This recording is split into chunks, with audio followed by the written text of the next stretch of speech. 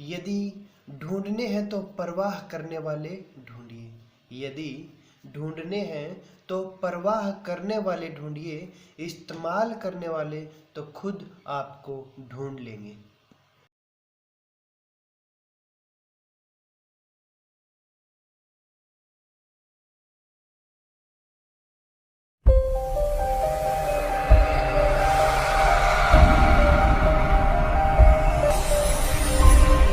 नमस्कार दोस्तों, एक बार फिर मैं आपके अपने चैनल द गुरुजी पे स्वागत करता हूं। दोस्तों, आज हम 18 मई 2020 का करंट अफेयर्स पढ़ेंगे। दोस्तों, आपको पता है हम डेली इस चैनल पे करंट अफेयर्स डिस्कस करते हैं और इसी सीरीज में आज जो है हम 18 मई 2020 का करंट अफेयर्स पढ़ेंगे। तो चलिए दोस्तों शुरू करते हैं। आज का हमारा पहला प्रश्न है, केंद्र सरकार ने डिफेंस मैन्युफैक्चरिंग रक्षा विनिर्माण सेक्टर में ऑटोमेटिक रूट से एफडीआई की सीमा 49% से बढ़ाकर कितना प्रतिशत करने का ऐलान किया है? दोस्तों, 74% करने का ऐलान किया है।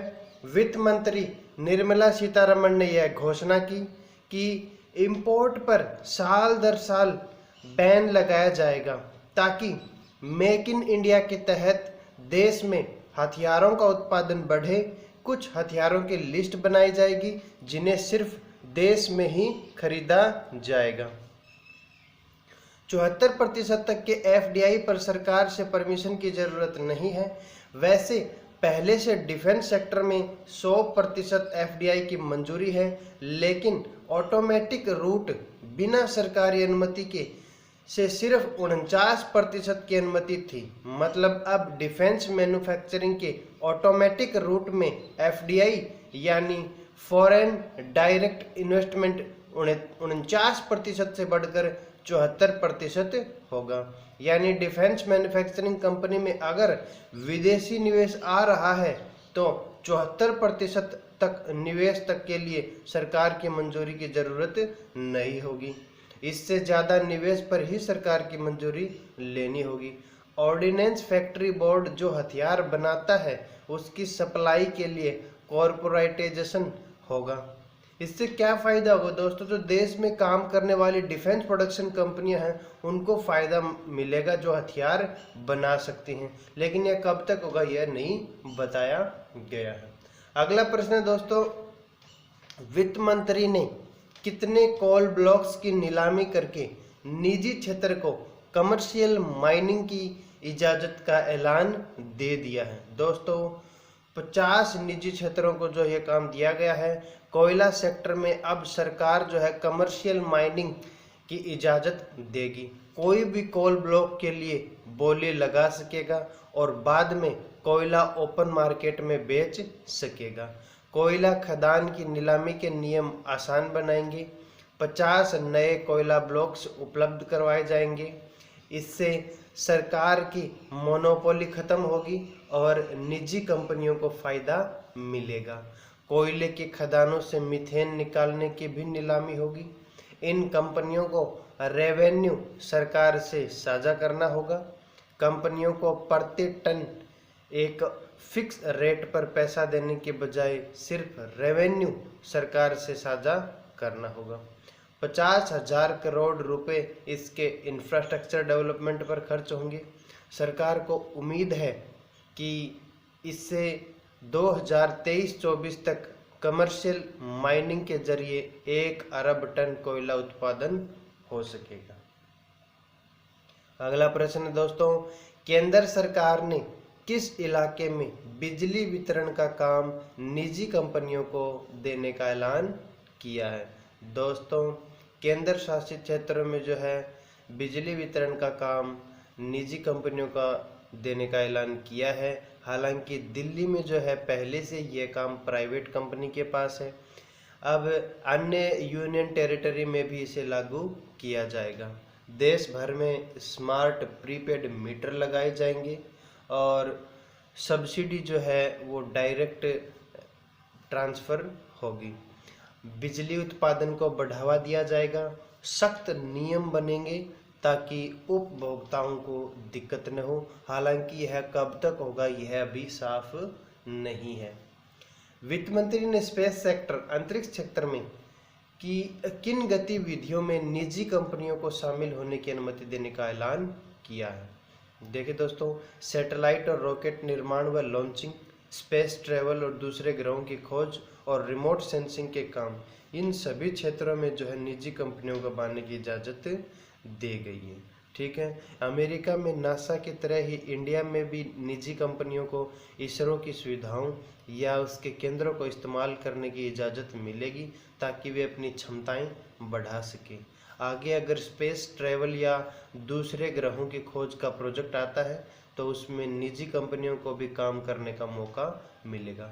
कब तक ये होगा यह नहीं बताया गया। केंद्र सरकार ने पीपीपी के जरिए एटॉमिक रिसर्च रिएक्टर परमाणु अनुसंधान रिएक्टर शुरू करने की घोषणा की। इसका उपयोग किन क्षेत्रों में होगा? दोस्तों, इसका उपयोग जो है हेल्थ सेक्टर और एग्रीकल्चर सेक्टर में होगा।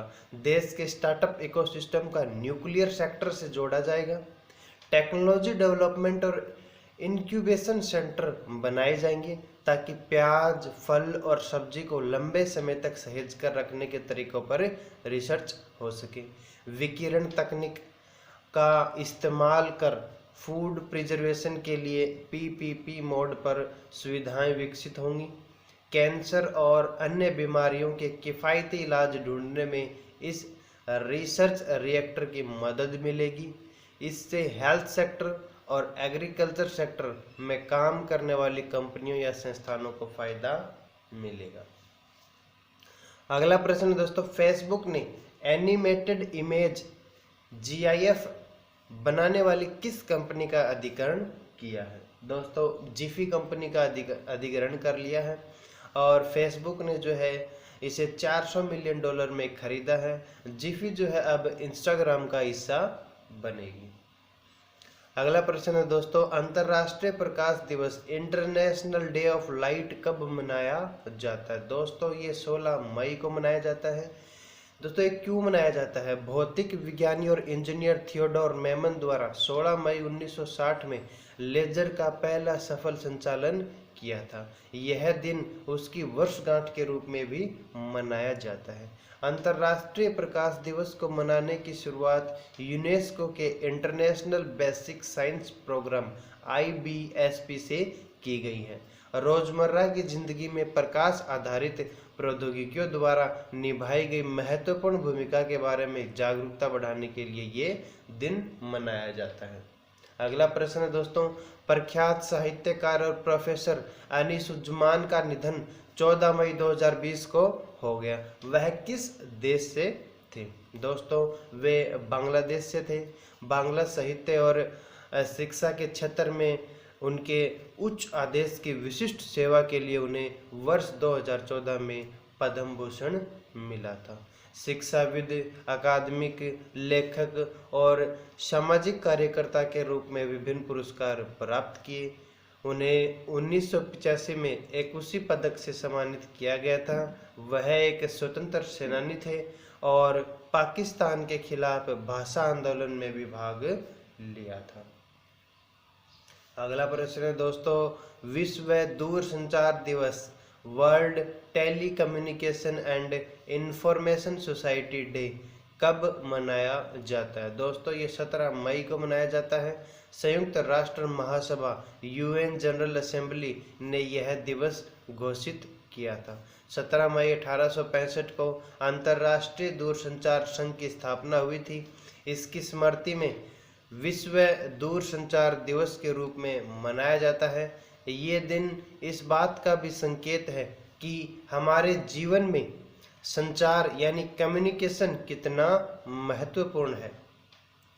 अगला और अंतिम प्रश्न है दोस्तों, विश्व परिवार दिवस वर्ल्ड फैमिली डे कब मनाया जाता है? दोस्तों, ये 15 मई को मनाया जाता है। संयुक्त राष्ट्र महासभा ने 1993 में इस दिवस की घोषणा की थी। मानव जगत में परिवार सबसे छोटी और सबसे अहम इकाई होती है। परिवार ही हमें सामंजस्य के साथ जीना और एक दूसरे से सौहार्दपूर्ण संबंध बनाना सिखाता है। तो दोस्तों आज का जो है 18 मई 2020 का जो सेशन है करंट अफेयर्स का वो यहीं पर ख़त्म होता है। दोस्तों अगर अभी तक आपने चैनल सब्सक्राइब नहीं किया है तो आप चैनल ज़रूर सब्सक्राइब कर लें और बेल आइकन को दबाना ना भूलें ताकि आप अगला वीडियो मिस न करें। तो चलिए दोस्तों 19 मई 2020 के करंट अफेयर्स में हम कल फिर से मिलते हैं। तब तक के लिए जय हिंद, जय भारत।